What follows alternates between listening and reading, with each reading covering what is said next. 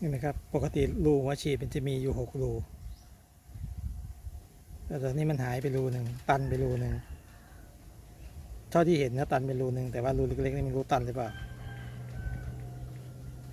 อาจจะเป็นสาเหตุหนึ่งที่ทำให้มันสตาร์ทยากสตาร์ทไม่ติดเดี๋ยวเราจะมาทำความสะอาดหัวฉีดกันทำง่ายๆครับใช้อุปกรณ์ที่เรามี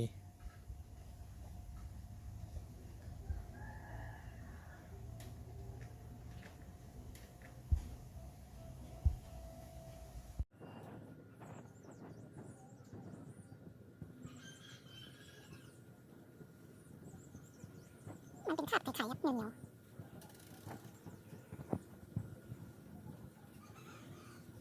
น่าจะเป็นคราบจากการจุดระเบิดแล้วมันส่วนหนึ่งมันย้อนกลับมาที่หัวฉีดผมคิดว่านะ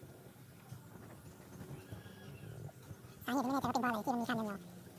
อาจจะมาจากการเผาไหม้ของน้ำมันเครื่องที่มันผสมเข้าไปกับน้ำมัน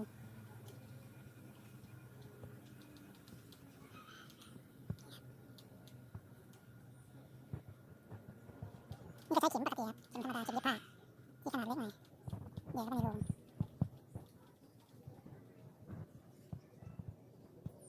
เพราะถ้าเราไม่มีอุปกรณ์นี้ง่ายสุดเราจะเช็ค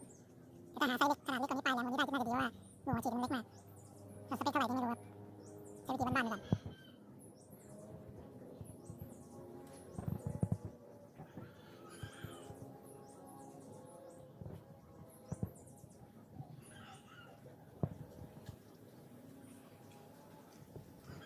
นะครับมองเห็นเป็น6 รูแล้วเมื่อกี้มันถูกตันไปรูนึงรูที่เหลือไม่รู้ตันหรือเปล่าโอเคน่าจะได้แล้วเดี๋ยวจะนี่มันก็จะใช้สเปรย์แอลกอฮอล์ฉีดล้างหน่อย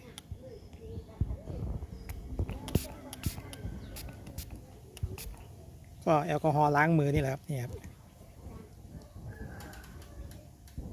แอลกอฮอล์ล้างมือธรรมดานี่แหละฉีดทำความสะอาดไป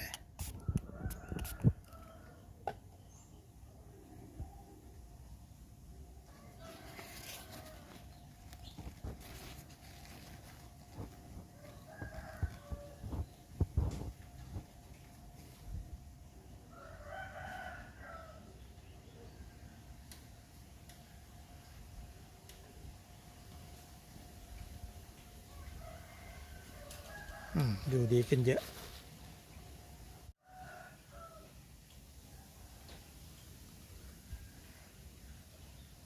อันนี้เป็นหัวฉีดเดิมที่ติดมากับรถนะครับรถปี14ครับหัวฉีด10 ปีหัวฉีดไม่เสียนะครับเมื่อกี้ลองเทสดูก็พ่นออกมีละอองน้ำมันออกอยู่แต่ว่าน้ำมันออกน้อยเดี๋ยวหลังจากความสะอาดแล้วเราไปดูว่ามันจะออกเยอะกว่าเดิมไหม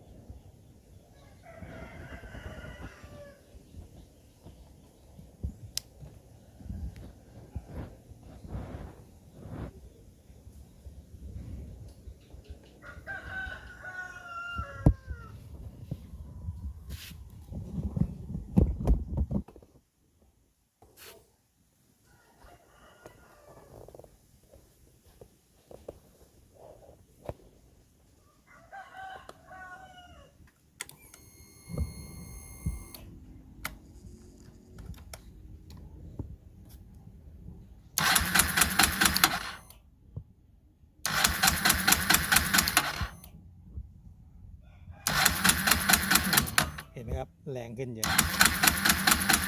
แรงขึ้นกว่าเดิมเยอะนี่ครับรอยน้ำมัน